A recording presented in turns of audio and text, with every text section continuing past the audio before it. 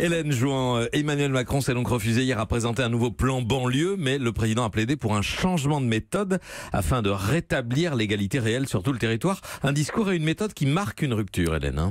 Empowerment. Le glossaire macronien s'est enrichi d'un nouvel anglicisme. Le mot n'a pas été prononcé hier par le président, mais l'esprit est celui-là. L'empowerment, c'est le fait de donner davantage de pouvoir aux individus et aux groupes pour agir sur les conditions économiques, sociales, culturelles auxquelles ils sont confrontés. Alors à l'origine, le concept était conçu comme une prise de pouvoir de ces mêmes individus.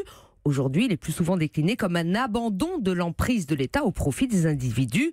Aide-toi, aidez-vous et on verra ce que l'État peut faire pour vous. C'est vraiment ce qu'a proposé Emmanuel Macron hier aux banlieues? Non, ce serait par trop réduire la pensée complexe du chef de l'État. Ceci dit, ce qu'on retiendra de son non-plan pour les banlieues, c'est qu'il oscille de façon contradictoire entre des mesures spécifiques pour les quartiers en difficulté et le refus de considérer ceux-ci comme des territoires particuliers de la République. Ce qu'on retiendra aussi, c'est qu'à l'entendre, le moteur principal du renouveau attendu, ce n'est plus l'État qui reste accompagnateur, évaluateur par le biais du Parlement, mais sans fifrelin sonnant et trébuchant, mais ce sont les entreprises, les chefs d'entreprise sommés de faire du donnant-donnant.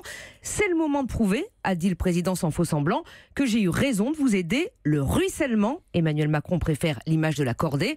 Après la théorie, la pratique. Bon, alors convaincant ou pas Emmanuel Macron? Il a convenu lui-même qu'il serait jugé au résultat. Ce qui est sûr, c'est qu'il a été raccord avec sa campagne, avec sa doxa, plutôt le libérer que le protéger, plutôt le bottom-up que le top-down, en rendant aux acteurs de terrain leurs prérogatives et leurs connaissances, et tournant délibérément le dos à la vieille politique faite entre mâles blancs, a-t-il dit. Le mâle Borloo a eu le bon goût de ne pas en prendre ombrage, d'être ainsi catégorisé, pour ne pas dire racisé. Enfin, il a quand même dû se demander pourquoi le président l'avait chargé d'un tel rapport. Dans son discours à 360 degrés, Emmanuel Macron n'a rien éludé des mots des banlieues, de l'insécurité à la radicalisation, de l'antisémitisme à la discrimination.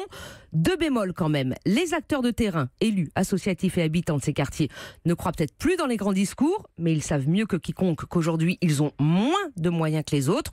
Donc, ne pas leur en donner, est-ce vraiment la solution? Quant au donnant-donnant réclamé aux entreprises, c'est un pari. Le dernier à s'y être risqué, François Hollande, avec son CICE, avait eu droit à un pins du MEDEF, 1 million d'emplois, promettait-il. Ce pins a été rangé rapidement dans son tiroir à cravate. Oui, c'est pas une bonne référence et un bon précédent. Merci Hélène Jouan. Europe.